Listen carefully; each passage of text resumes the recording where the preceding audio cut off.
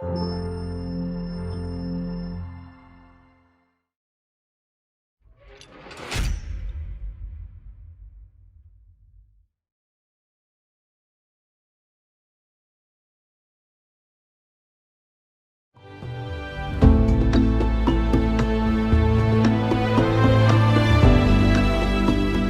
founded Whispers Magical Children's Hospital and Maternity here in Jinja just 6 years ago.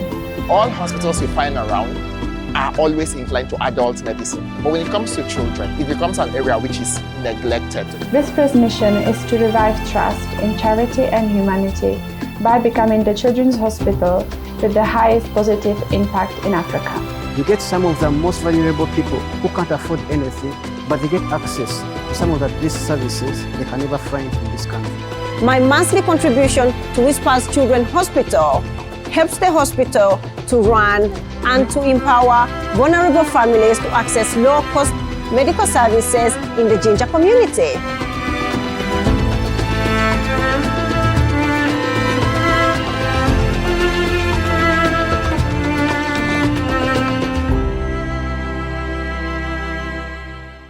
We're back with your favorite program, the League of the Genuine Conversation, the only show on the planet that discusses the important but often ignored subject of counterfeits. The League of the Genuine is this week participating in a campaign to fundraise for a children's hospital, the only children's hospital in Uganda, where the LOG is supporting the effort to treat many children out here in Jinja who need medical attention. So we have taken the trip 80 kilometers east of Kampala, and we are in Jinja, right in the office of the Chief Executive Officer of the Whispers Children's Magical Hospital. I don't know why she calls it magical. So join me in welcoming our guest for this week.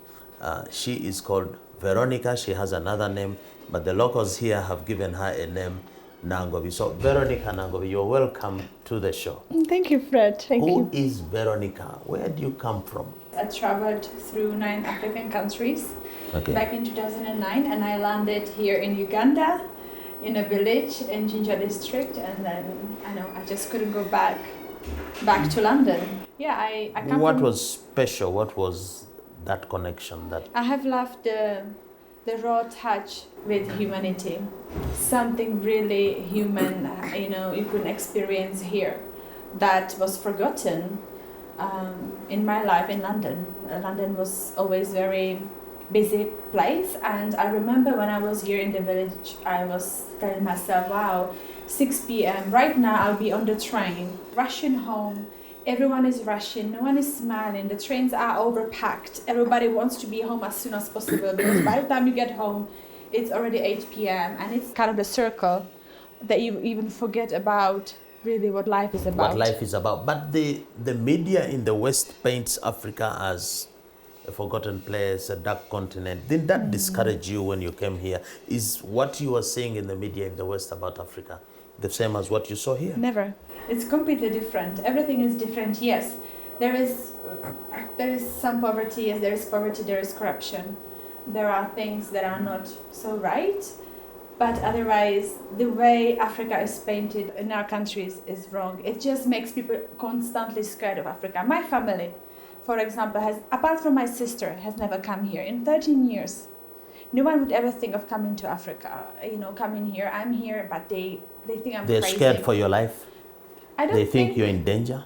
I think they'll be in danger if they come, not me. They got used to me, Of course, they want me back, but Africa is never a country to come and celebrate life for other people. I feel like that's the misconception that the media have portrayed about Africa, and it's very wrong. Fortunately, this program, the League of the Genuine Conversations, has access to even people in the West.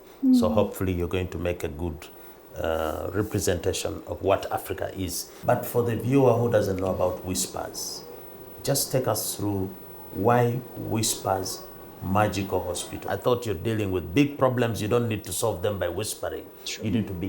Why didn't you give a name that shouts? Why did you choose Whispers? Whispers is aggravation of something gentle communication. I communicate with you gently through actions. You hopefully follow me. You know, when I whisper to you, you try to lean, to me. And we don't want to scare people. We don't want to scare donors. We don't want to scare our beneficiaries. We want to draw them closer. Whisper is a gentle way of communication that passes through you to him and to her. So that's the name of Whispers. And magical, of course. Are you a magician? I so much wish I was a magician, by the way. I'll make everything, my way. But I've tried to make things my way, at least at Whispers. And it is about having our own environment that we all feel. We want to forget the problems out there. Many people suffer, many people have a lot of problems. But when we come to Whispers, we can really focus on our purpose here. We can create our own beautiful day-to-day environment that everybody, and ambience that everybody enjoy. We can be the best version of ourselves, be the best What doctors, do you best set out nurses. to do? What do you set out to do here at Whispers? Sure. Whispers Magical Children's Hospital is not only supposed to give treatment to the community, but also bring hope. So everything that Whisper represents is hope. It's about hope and love. Those are the two things that I want. We've had patients who've lost their children here, but the patients were so appreciative. Even after losing their child, they'll give us gifts and they'll say, my child has never been taken care of, as well as at Whispers. You've given me hope. We care and we'll do our best. We'll show you we care about your child. So even if you lose your child, hope is there. You go back to your village knowing that there is hope, there is someone who has given me a lot of love, and that's worth fighting for, going forward. So are you complementing the government healthcare system? Absolutely, or yes. you are competing with it? My goal is to complement it, never to compete with it. I would love to do so much more. We already partner with the Ministry of Health with a number of activities. For example, we have a free tuberculosis clinic here every Tuesday. That was something I prayed for so long, because problem of TB in children is very high due to malnutrition in this area. So currently we work with the Ministry of Health in regards to this. We also have a free sickle cell clinic, which is actually here right now today.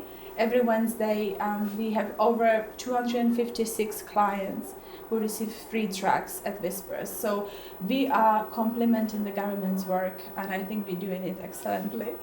You're doing it well. Now, this program that you're speaking on is trying to promote the consumption of genuine products and services.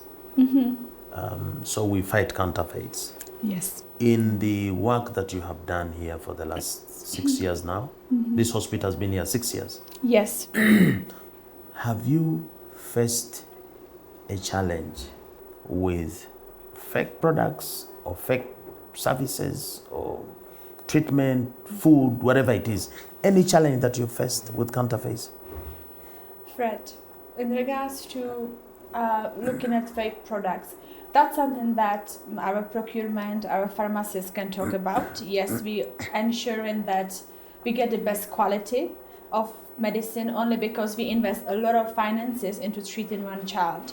We cannot afford to waste finances, and not just finances on drugs, but also on our service. It costs a lot of money to treat one child. So we always ensure we get the first class quality of drugs, and we have a constant suppliers that we know we can get the right quality. We treat over 1,000 children every month. 1,000? 1,000, yes. And around 250 to 300 inpatients who are terribly sick, who are anemic. 200? In this hospital you can house 200 yes, patients? very much, yes. So in regards to drugs, we're trying to fight that. But what me as a person makes me very worried and concerned is about the fake services that are offered and are allowed to be in our community. Because, I have interviewed several nurses here in this office, and we try to keep high quality standards, because we get very sick children, very, very, very sick, and those children don't come from their homes. They come from other clinics being referred to us. They come from the government. Hospital. We are not a referral hospital, but we refer children to us on the everyday basis. And that's what scares me. I've interviewed nurses here And we have standardized questions because we need to ensure they know how to deal with emergencies, with dying children. They need to know emergency medication. But they literally tell me, first of all, regarding doctors and nurses, they hardly know almost anything about emergency medicine. They don't know how to do CPR. They don't know how to resuscitate. They don't know so many things, and it scares me that those people have qualified to become nurses. And they are working doctors somewhere and giving service to, absolutely, and to the community. So, absolutely. So you're saying that we have fake professional caregivers in the medical industry. Fred, I don't want to call it fake. I think we have to not qualified. If you're not qualified, if you're not competent, if you're not ethical, you're fake. You see, there is a 50% of passing mark at schools with the council to become a nurse or a doctor or medical officer. That's like 50-50. You know, I can be 50, I may be right with diagnosis, I'm wrong. To me, that's how I look at it. The quality of medical education is so low in our country here that it really scares me, because it can be you or me or your family have an accident somewhere and they'll take you to the nearest center. You don't know the kind of nurse or doctor who works there, and everybody is trying to save money. Doctors are very expensive. You know, everybody trying to, advocate for the good nurses and doctors. Nobody is paid enough salary to save someone's life. But here in the last 6 years, in our community, there are so many medical centers that have grown and that have been opened that I am scared for the life of our patients, because patients come in and they trust those little centers. But I worry about the quality of. So how does Whispers Children's Magical Hospital ensure you get quality medical staff? And where do you get them from? From London? From where? That is the thing, you see. We do a lot of interviews. As I said earlier, we've interviewed nurses who have the lowest education nursing, okay? And they are telling us they run clinics in the villages without doctors. They are treating patients because they think they know. But we have to understand, just because you have seen some kind of culture somewhere happening, in a clinic or during your internship, it does not. Many nurses don't understand the depth of medicine. Things like, I'll tell you, many times you take a child to the hospital and they would like to put a cannula, and the nurse will prick the kid 6-7 times the nurse cannot find a vein. Is that one of the signs of incompetence, fakeness? Should a nurse or a doctor just have one try and get the vein? Again, it's interesting because we get actually even children from the government hospital being referred here for cannulation. Cannulation is also an issue. Seems like it. And again, it depends what condition the child comes with, because in many cases, many children, malnourished children, they can be a bit swollen. When you are anemic, the veins are not so visible. So it's a very experienced nurse who've done this day to day. They know where to prick, and that takes a lot of skills. And that you only are able to get these skills at the hospital setting, where you're not let down as a medical person, when there are resources for you available that you can practice successfully nursing or medicine. But if you work in a center or in a place where you're not supported with resources, you are redundant. You can't really practice. You can't practice. But Veronica, if I was to ask you, where do you get the authority to say this nurse is not well trained, this doctor is not well trained? Are you a doctor yourself or a nurse? I am not a doctor. I don't think I have to be a doctor and nurse. I ensure that I employ people within the management and also who are professional doctors, nurses, and nurses. Okay. And actually what we do at Whispers, one thing, why Whispers, why to donate to Whispers and why people should come to Whispers, is because me as Veronica, I don't want to be part of the problem in our society. Whispers as an organization is said not to be part of the problem, because we have been, and we are still part of the problem when we work with or partner with people who are still part of the problem, So what you're saying is that you have a professional team that can vet Absolutely, yes. But are you saying that all the nurses trained in Uganda and doctors do not meet the grade, or there are some? There are good ones. Yes, there are some good nurses. Currently, we work with number of nurses who have been working in very good international hospitals in Kampala, in ICU settings. Those are the ones that can match the kind of quality we need for our children here. You see, Uganda forgets about pediatrics. Ugandan healthcare is not set to treat pediatric patients. Pediatric meaning children. Children, yes. Everybody thinks of adults, and that's a very big problem. Nobody invests into pediatric medicine. All the equipment important to Uganda is meant to be for adults. Most of the clinics opened are meant to be for adults because you are going to pay for your service. He is going to pay, but for the child.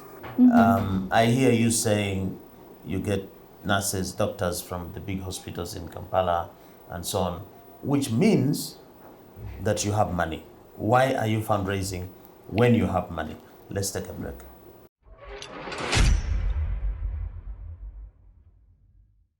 We're back with the second segment of the League of the Genuine Conversations. We are in Jinja City, right here in the Whispers Children's Magical Hospital. I'm with the CEO, Veronica.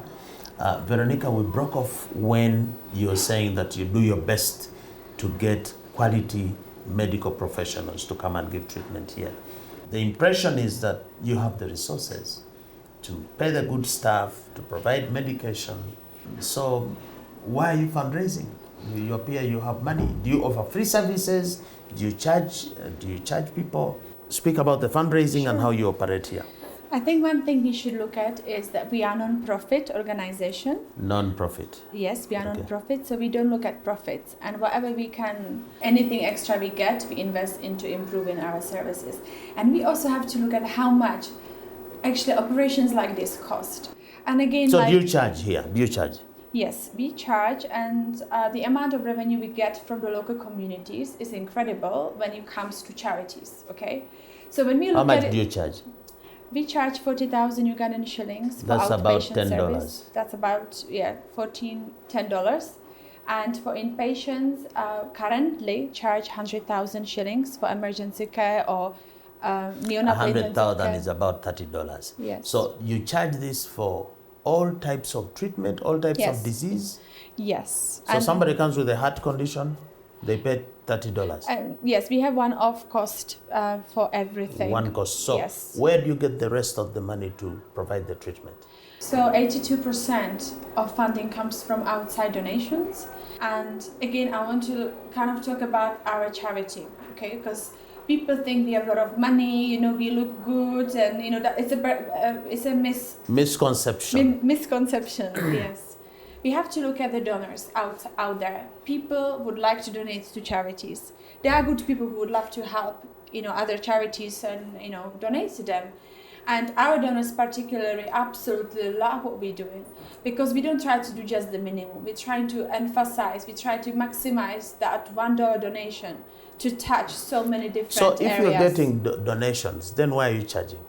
As I said, 82% out of our income is funded by outside donors. And for the outside donors, it's incredible that such a small and the poorest community, one of the poorest communities in the world, is able to contribute with quite good amount of money that comes to us every month out of these 40,000 fees that we charge. If you get 1,000 clients and every one of them is trying to, at least 80% of the clients paid at 40,000, that is a very good revenue. It's a very good push for our donors. So what do you do, Veronica? What do you do with a desperate mother comes here with a very sick child and they don't have the 40,000, the $10? You send them away? No, we don't send anyone away. We have never, and we will never. We always treat... So don't you have people abusing the system? Somebody will come and say, I don't have $10. Absolutely, yes. So how do you ensure they don't abuse it? We have a social worker who works with us. A social worker? Yes. And we have a form that is normally filled with the social worker and by the client. We look into their background. So there's a vetting? Yes, there is vetting. But of course, it happens all the time. People try to say we don't have money because they know Whisper we can treat for free. Many times we talk to them and they happen to bring the money at the end of the day, the 40,000. But many times we've let them go for free. There have been cases in Uganda where some hospitals have detained patients who have failed to pay. Have you had a situation like that? We do where that. Somebody promises to pay this week, next week, and then they disappear. You detain the child? We let them be here staying with us because they are promising they'll find the money. So we let them be here with us. We provide them with food and everything, but it happens occasionally. Mainly, we put them in a dead book. We have a dead book. And there are a lot of people who promise to pay. In the dead book, they are living people who have not paid. Why you call it a dead book? Or why you don't say we have? You say this is bad debt, maybe. That's what you're saying. I think it's a bad debt, yes. So when we are lucky, people come back and pay, whatever 20,000 they have to pay, or the 40,000. Sometimes there is, you may call it counterfeit behavior as well. There is a belief that people around here don't want to pay their debts and so on. There's a high default rate. What's the rate of default here? How many people promise to pay and don't pay? 1%, 10%, 50%? Oh gosh, 80%. The ones who don't pay, that's mainly we'll never see their money. So actually, you're getting your money. You said 82% comes from donations. Yes. Maybe it's 92% even. Because what you're collecting is so small. It's very small, yes. Okay, now let's go back to the fundraising. You just said that you collect your money from foreign donations. Yes.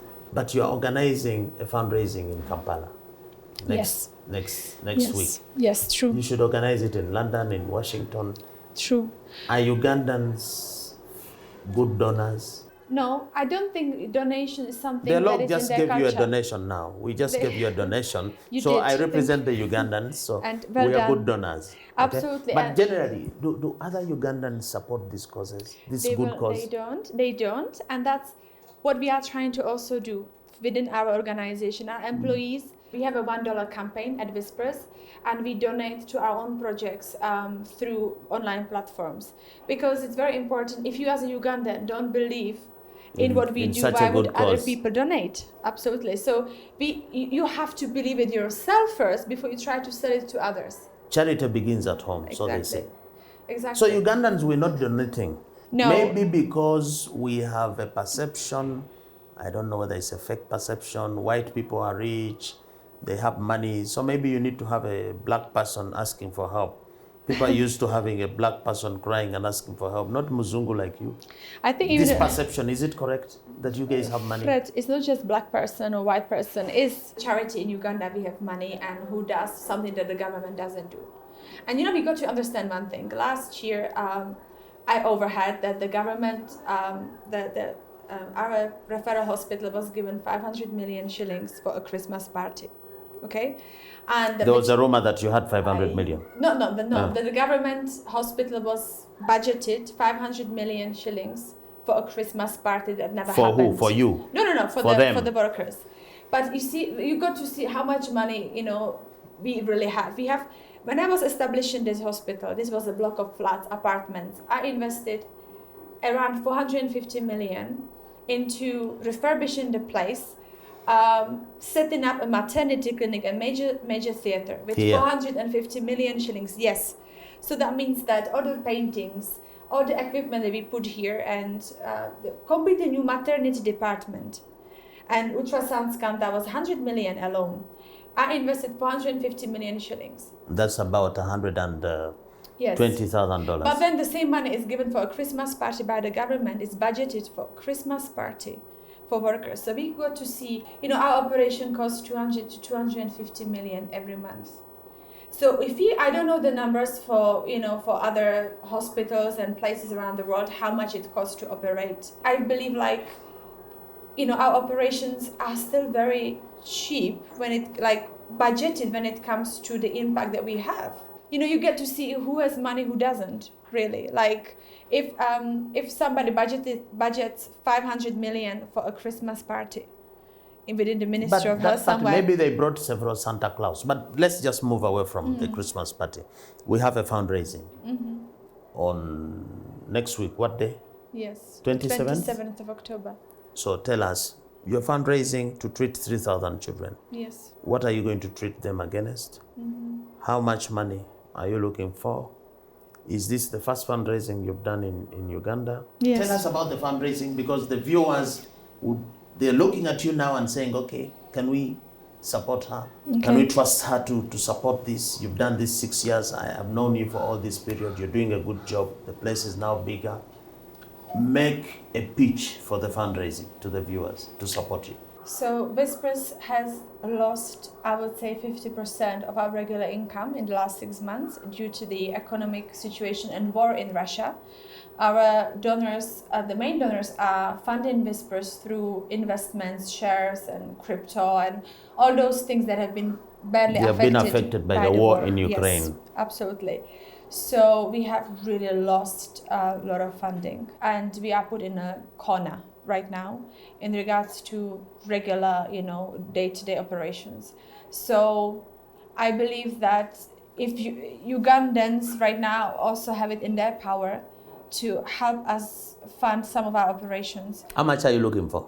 We are looking at 250 million Ugandan shillings. That is about $70,000. Exactly. So GoFundMe, $70,000 for Whispers. This money will run you for a year. It will run you for how long? It's our budget per month, okay?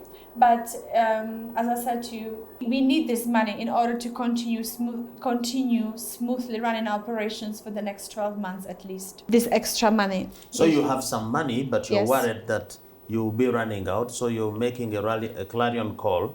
Can we get some support? Exactly. You're hoping to get $70,000, $80,000 from the local We would community. love to, yes. And Whispers is in Jinja, but you put the campaign in Kampala because many people are in Kampala. Many people will be seeing you in and outside Uganda. They can be able to support. How can they give the support?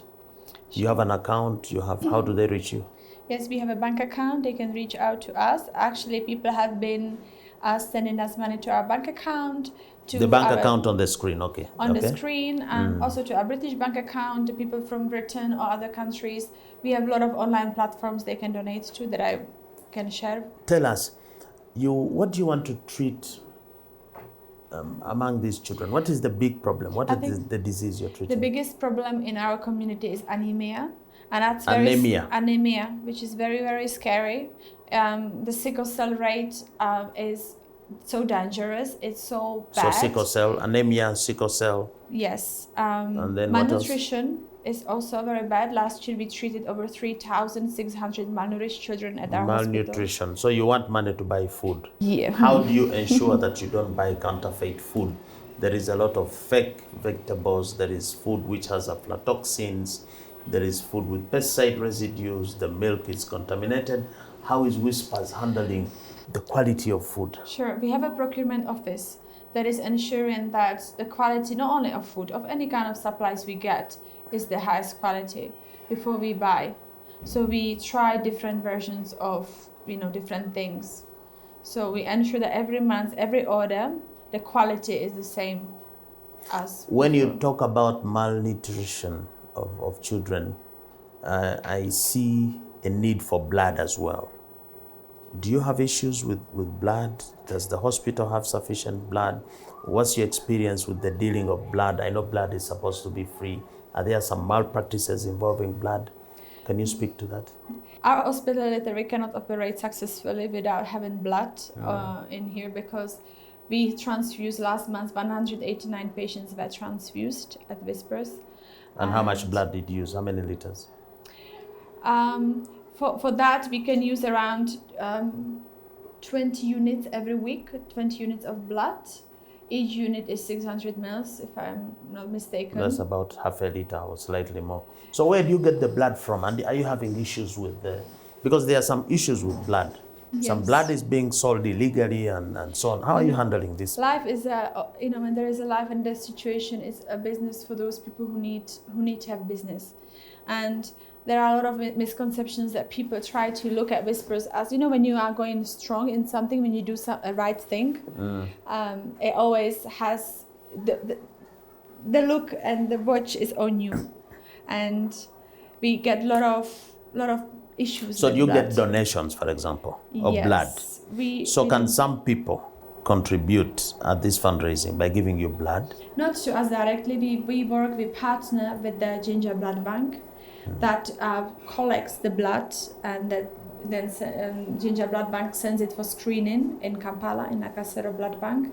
So if I would love to really speak out and to anyone who can donate blood anywhere in Uganda, not only to us, but of course to the blood bank. It's terribly needed. There is not enough blood, and unfortunately, there is not enough safe blood. I get reports from the blood bank employees of people, even 50% of collected blood in one day is bad. So we have to really look into the general health as well, because there is not enough blood. The sickle cell anemia is getting worse in our countries. No matter how much we're trying to prevent it in the last 6 years, there are so many children born with sickle cell disease, and people know not so much. There was so much emphasis put on HIV, and up to now, I believe there is a lot of HIV campaigns, but sickle cell has been so neglected, in my opinion, and it's a very bad disease. We have recurrent patients coming with sickle cell disease. They are one of the most expensive patients when it comes to problems that are facing. We've had patients admitted here for even 9 months with pathological fractures, children who need multiple x-rays, children who need the most expensive antibiotics, because sickle cell children are being given a lot of antibiotics outside of proper clinics for simple flus because they ever get sick. There is a big drug resistance in children. Yeah, it's a big problem. And as we go for the next segment,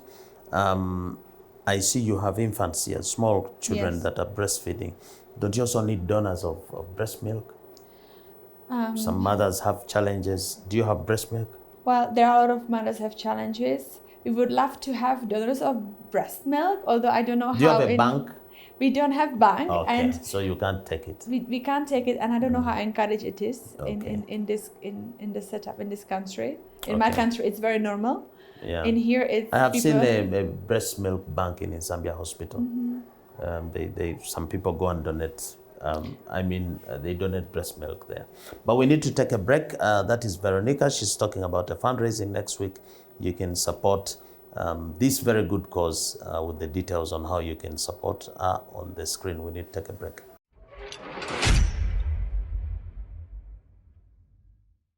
We're back with the third and last segment. Unfortunately, we have to stop on the last segment here, but there is a big fundraising campaign for Whispers Children's Magical Hospital next week, the 27th at Protea Hotel. The CEO here, Veronica, is making an appeal to we Ugandans to support her on. This is a good cause because our foundation is the children.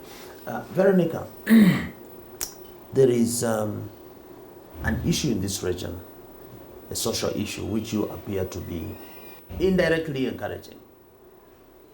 When you have young girls who are pregnant, who can run here and their children will get treated, somebody might say you are encouraging teenage pregnancy. When you have cases of domestic violence and so on, people come here. How do you respond to that kind of criticism that the Whispers Children's Hospital is actually encouraging some vice, some wrong things in the society, teenage pregnancy? How do you comment about that? That's a very, very good question, because as I told you, Whisper doesn't want to be part of a problem. We always look for solutions, always look for how can we avoid to be part of the problem. Social issues are huge. That's all to do with poverty and with the wrongly set up systems around us. And we are operating in the area where we become to be part of the problem of the social issues, the systems that involve the police, the other services that are supposed to support the community. Recently, about 3 months ago, there was a lady brought by a Boda with 2 children. She poisoned herself and had 2 children. The baby was 2 months old and the little one was 4 years old, and she's a 20-year-old girl. She took poison. And gave the kids also? Yes, somebody brought Because of the man? Because of a man. Apparently he was an abuser. So she had no one, up to today she doesn't have no one in this world who can care for her. When somebody brought her here, of course we've given the first aid, we treated the children, thanks God they all survived, and after about 5 days, when they were ready for discharge, we sat down and we thought, what can we do to help this lady so it doesn't happen again? And so you treated her and she went back to the community? She hasn't gone back to the community. She's still here? Somebody who's trying to take a poison and poison the children, Yeah. that is a big crime, and that's somebody who really needs help. Can that person get help in our Setup. community and setup? So we contacted, the probation office here, and we thought, what can we do together? You see, Whisper cannot do things alone. We are trying to do the right thing, treating patients without taking their money and making money out of their Did this bad lady health. pay? Did she have even money to pay? No one paid, no. We have a lot of issues. We have a lot of patients like that coming to us, a lot. They need we have a lot of children who've been broken legs by their stepmothers. There was a stepmother cut her nose off, was a baby of 3 months. We get a lot of social issues. We have lots of crime happening here, a lot of child rape. Other organizations bring patients to us with such issues. We have to work as a team. When this lady came here and tried to take her life and life of her children, we contacted the probation office. Now, what can we do together with the probation office or with the police to help the community? What can we do together with the specialists who work in the state hospitals? How can we all work together? And that is the biggest challenge. So did you get Veronica support? have. Did you get support? We didn't get support. At first, we didn't. Actually, at the end of the day, we thought, this office may have other partners who can perhaps help this lady, At the end of the day, we ended up accommodating the lady, giving her a job, and literally supporting her up to today. So the children go to school. We put her on antidepressives, proper treatment, and we ensuring before. And our social workers wandered to the community to see where her parents are, look for the family. And up to today, she's here you with are us. actually helping to solve the social problems. You're not creating them. You're not encouraging them. Because some people may think... You cannot do that. You're And not that's something, Fred, I don't want to be part of, encouraging the social problems. We've had the children's home before for malnourished children years. In 2010, we've opened this home. And that's when you begin to see you encouraging the problems. And that's what I want to appeal to many people. I no longer believe that children's home are sometimes doing the right thing. Not only they encourage wrong upbringing of those children, because I've had people coming from my country or from all over the world volunteering in this place. First of all, the children, when they grew up a little bit, they would tell me, "Oh, Auntie, my mother lives there and Yusuf's father lives just here. These are our neighbors." Despite we got letters from the police that the parents died, we got letters from the LC1, the parents died, proves they attended the funeral. But So still, you're saying it they wasn't give you all lie. fake information? Absolutely, 100%. And The people that's- bring information on false... They Yes. bring children on false Yes. information. Yes, and I don't want to be part of this. Yes, there is a. It's But a you very can't easy way. you can't get out of it because you're part of the solution. No, well, we go out of it. Right now, my main passion was to help the malnourished and abused children, and of course have a much bigger impact than what Whisper had before. So we thought of It's a opening big thing. a hospital. I saw you have Whispers orphanage. You're still running the orphanage No, because we have a lot of fake orphanages. Government Mm-hmm. closed about 500 of them.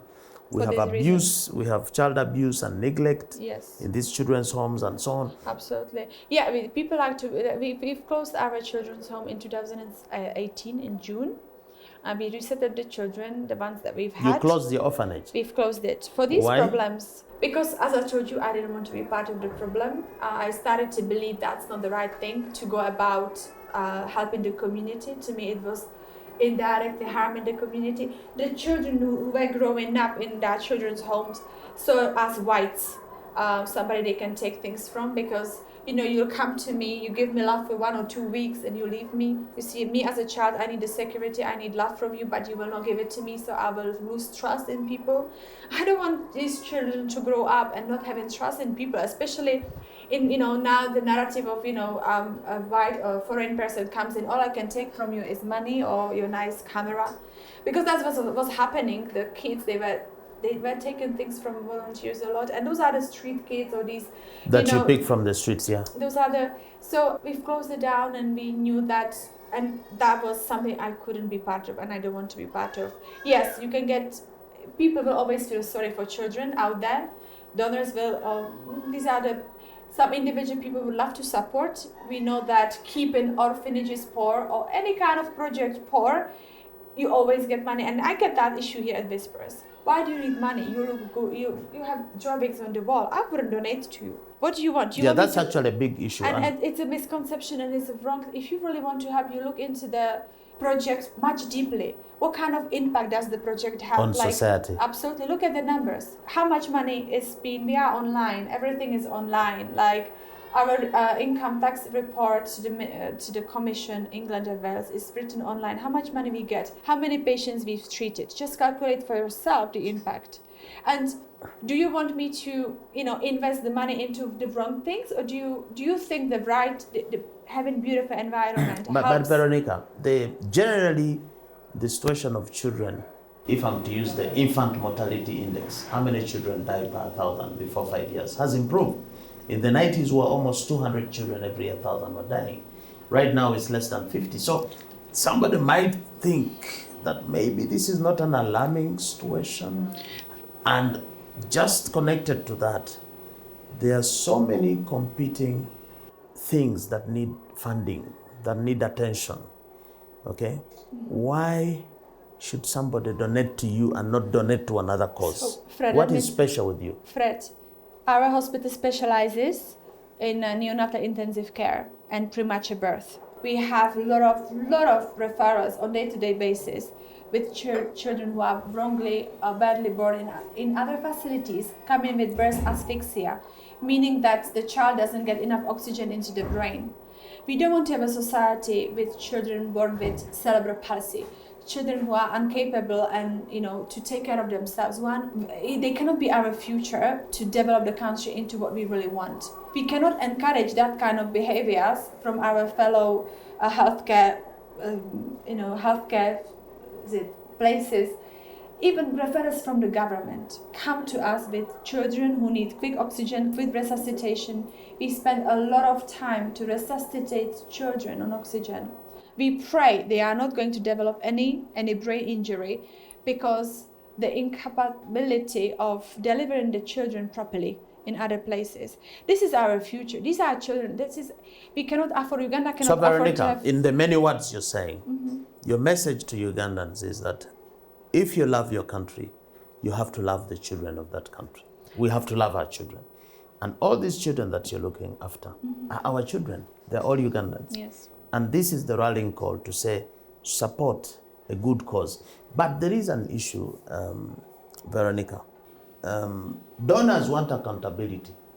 Yes. How do people who will donate to you ensure that the money will go to these things you're talking about helping this? Do you have a system of information flowing to those who donate? And can you show what you're doing? You have a system? Absolutely. One of our values is transparency. I believe in transparency, and I'm somebody who comes from very humble, no background, really nothing much to talk about. Transparency is something that has been my pillar. So we use a digital medical management system at Whispers. Everything is recorded black and white. Everything has to tally. All the numbers in each department have to tally. Everything is reported on day-to-day basis onto our systems. That we analyze the numbers every month, by the way. The financial numbers, the diagnosis. We give reports to the Ministry of Health. And that's a very interesting thing. I'd love to say that Ministry of Health needs facilities like us to give monthly report to them. But imagine, and it's something that is that's how I don't want to be part of the problem, that for the last 4 or 5 years, we've been reporting to the Ministry of Health, but the reports were nowhere to be seen in the system of the Ministry of Health. I thought you said it's digital. Don't you file it online? They want us to file it written on a soft copy, hard copy. And then you submit. We submit it to them. So you don't get a receipt, an acknowledgement? Well, they may stamp our books, but when it comes to the reports in the system of Ministry of Health, and not only Whispers, many hospitals their details are not captured in the system. And that is a very big loophole. I can't answer that to you. We've had a lot of problems here with this because we treat malnourished children. We get free feeds from the US aid, the plum peanuts, and the the children's ward here in Jinja provides us with those free feeds. One day they wanted to stop having us the feeds because they said, you don't report in the ministry, we don't know how many numbers, it seems like you don't have any inpatients facilities, it seems like you don't have any, where are the malnourished children that you record? It's nowhere to be seen in the system, in our Ministry of Health. So what's your call to the ministry? Those are some of the loopholes that we all have to look at. Do we want to be part of the problem or part of the solution? Right now, we have fought the war, and we are people are reporting all of our details into the system of the government. But we also have to be, we have to be aware of what's around us. So regulation must be proper. According yes. to you, what is the bigger problem? Is the bigger problem the quality of treatment or the service, the regulation and service? The enforcement and regulation of the service is where the problem is. People are thinking of me only. That's number one thing. How is it possible that somebody who's employed by the blood bank opens his own facility to take blood? I don't know. To sell blood. But how does that even possible? Like until we look into these problems, that the government workers will stop opening their their facilities on the side. On the side. They will say that the government pay for the health workers is poor, so they want to supplement. I think that's what they claim. But you see, the problem is much bigger than this. No one will try to do the right thing. No one. Because you will always try to cover the loopholes, the little things that you don't want to be discovered. And I think that's a very big problem with this. It's a cycle. But now, yes. Veronica, how do you have a sustainable plan? Because you see there are challenges and pressures on donations and worldwide, there are issues. Somebody would like to know if you have a sustainable plan to continue doing this work on your own. Number one is our own people, our own Ugandan people have to want to believe that Whisper is doing the right thing, want to be part of us as an employees. We are currently opening a nursing school. We want to educate our own nurses. We want to start with nurses, training them into diploma, and hopefully one day specialized nursing degrees. So we can then get those nurses and train them in a different culture. If this is humanity, this is a big service to the humanity. It's not just a job, it's calling. So you're telling the Ugandans who like to go for the music shows, the comedy shows, they pay a lot of money. You're telling them, give us 10% of that to support, because this brings a social pressure on each of us. Do we have a very high youth dependency rate, more than 115%? But then you need really, really, really to drum the support and get everybody on board. I think you believe in God. We all need to believe and know that more you give, more you get. It's not just always take. Just because we are, we have the opportunity to draw outside funding does not mean that me as a Ugandan person can just sit and wait for Many things to come to Ugandans me. will say, government help us. Everything should be the government to do. What's your message to them? It has to start from yourself. That's my message to everyone. You want to have a secure country. Society. Or secure, let me say secure society, and you become to be a security officer, do your job properly. If you want to have an amazing healthcare and you become to be a nurse, be the best nurse. Don't be the best doctor. If you want to have a safe taxi, be the best driver. Like, what about pay? Starts. They will say money. I can't really comment much on money. I feel like things always come to you for the right thing. Like everybody wants to support the right thing. Even you yourself, you are perhaps tired of corrupt systems, and everything becomes of money. We all we don't want to be victims of it. We have a counterfeit problem even here in Jinja. What do you think is causing these counterfeits to be rampant on the market? What do you think is the issue? It's absolutely corruption. It's corruption. Is it poverty? Is it because we can't differentiate? Is it because somebody likes to look like you? A lot of the women here are bleaching and they want to look like you. You think that's okay? It is absolutely not okay. I don't know.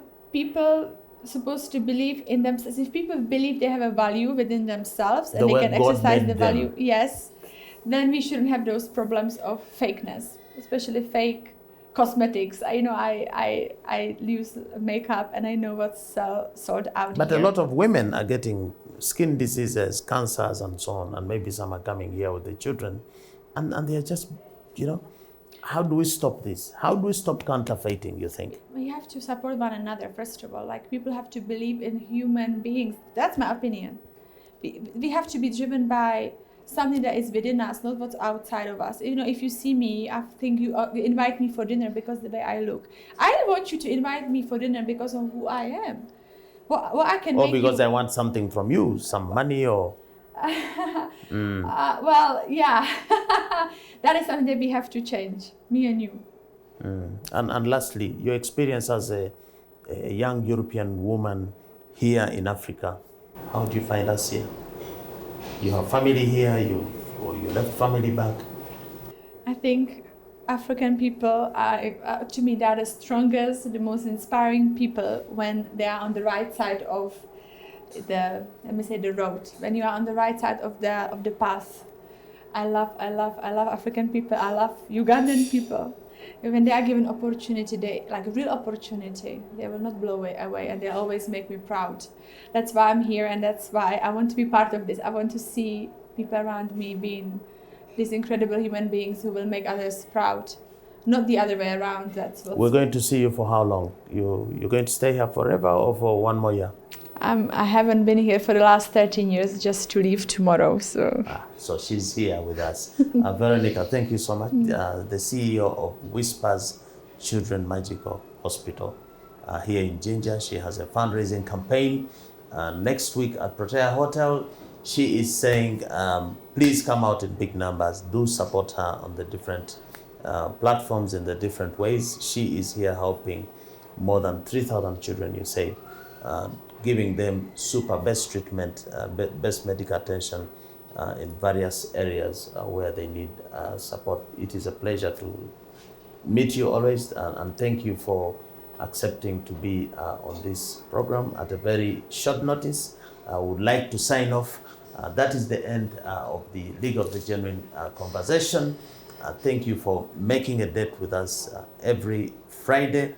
And we appreciate your support, that you're making a good audience. We appreciate you sharing, subscribing, and being part of this important cause. We'd like to sign off by asking you not to be fake, to always be genuine.